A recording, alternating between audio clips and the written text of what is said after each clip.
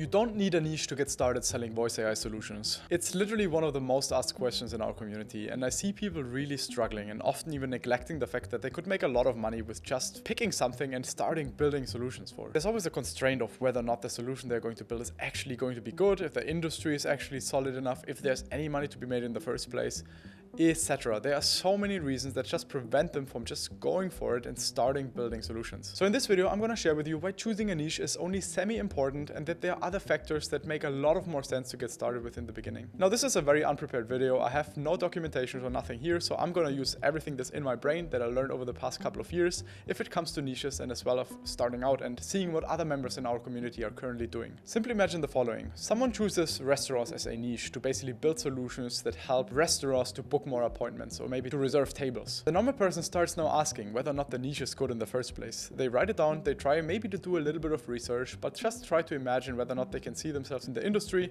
They see if there's maybe any kind of demand and maybe if there are already competitors out there that do similar things. They try to look into that, they see it's very overwhelming, or maybe the market is already too saturated, or the solution might not even work, or they don't know if the companies actually have money for that. But the problem is that there's always something that keeps them from just choosing a niche, which is number one of the things that I've seen a big problem. Now, given you've chosen a niche, will you actually stick with it? Is it something you want to do long term? Does it actually work?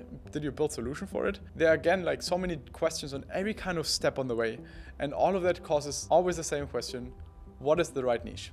And to be honest, the niche doesn't even matter that much. It is something that we use as an initiator for something. A niche, especially if you have no industry experience, which is what a lot of people come into. They see the voice AI space, they think, oh cool, yeah, it's a new thing.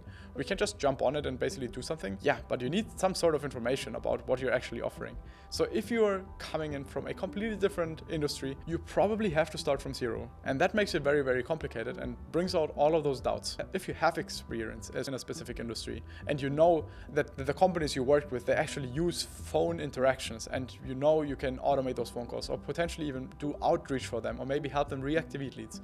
If there's anything that you know is definitely helpful for them, you can just stick with that for the beginning and use it as some sort of guidance. For me, a niche is nothing else than a guidance if you have literally zero experience about any of the industries that you're working in. So if this whole phone calling thing is new and you have zero experience, you use it as a guidance. Use it as something that you can just work towards while potentially keeping the doors open for any kind of changes. And what I mean by that is, if you have a specific niche in mind and you're building a solution for that, you build it for yourself, you might not even need a client, you just build it for yourself, you document the process, you use that for marketing purposes on platforms like LinkedIn and Instagram and YouTube, wherever your target audience might reside. You push out content there, so you get more inbound attraction, you get potentially some inbound leads, and then you take it from there.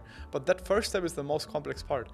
But what you want to do is you just choose a niche, you just build stuff for it, you use it as a ground for learning. You want to understand certain things, you want to learn information, you want to gather knowledge, you want to gather expertise that makes you an authority later down the line. And by just gathering that information, you now have the potential of acquiring attention, and that attention can then be converted into leads, right? When people see something and they like it, they can come to you.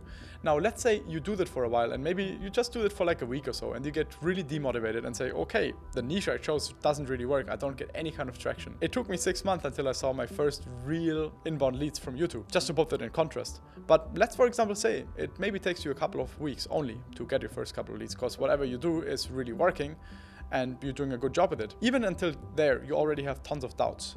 And let's say you get there, you get your first client.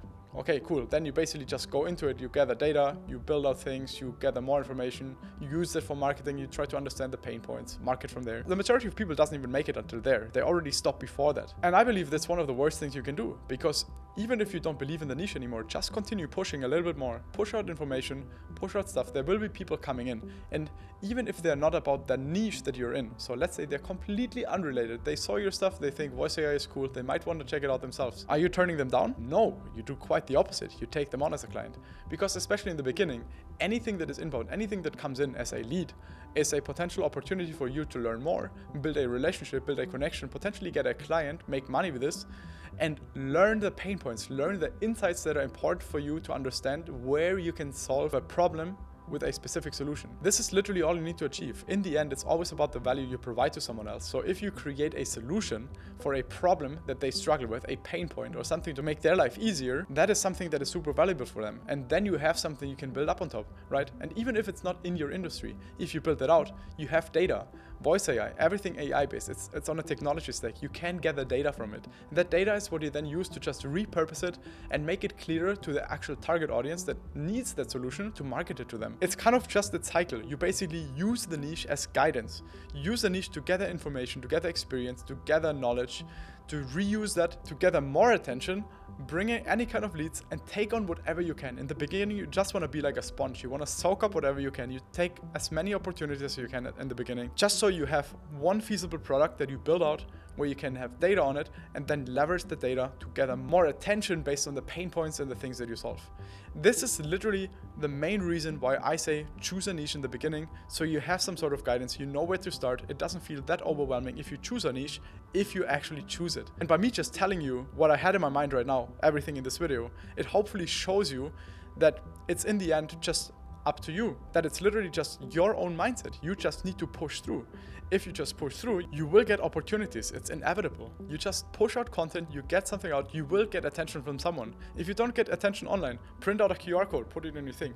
That's what I've seen as well. Put a VAPI phone number on your t-shirt or wherever and have like a QR code or something, a phone number where they can call. Just market things. You can even just run around and do stuff. It doesn't even need anything for it, right? You don't need to spend much money on that. So by you just pushing through, maybe spending a bit more than just like 3-4 days on doing something instead of giving up, you will see results. And that's one of the reasons why I say choosing a niche is just the best thing, because it gives you security and guidance towards achieving what you want to do, which is probably make money in the long term, right? So by you sticking to a certain niche, just going down the rabbit hole and figuring out that things are actually pretty complex and just pushing through that while making content about it, you will get the attention that you need to find someone that needs a solution for something. And that is what you then just start digging into. You have that one client or that one person you work with, you gather information, you capitalize it, you put it into numbers, you remarket that or use it for ads, you remarket it for outreach and find more people in that industry. And that is the way how you build up one solution that you can scale from zero to hundreds of thousands of dollars a year just by sticking to it and actually diving deep into that one specific niche. So in the end, in the beginning, it is a guidance. When you have something feasible and you know the pain points, you have the data, then it's time to go into the actual niche, and that's what you focus on. I hope that helps some of you. If you want to know more about that whole voice AI game, how it works, how you can make money with it, we have a free school community. You can find the link for that below in the description. And there we are over 2,000 people learning together, educating ourselves, and doing exactly those kind of things, making sure we can keep each other accountable and push through hard times. I hope that video helped you a little bit. Thanks for watching and see you in the next one.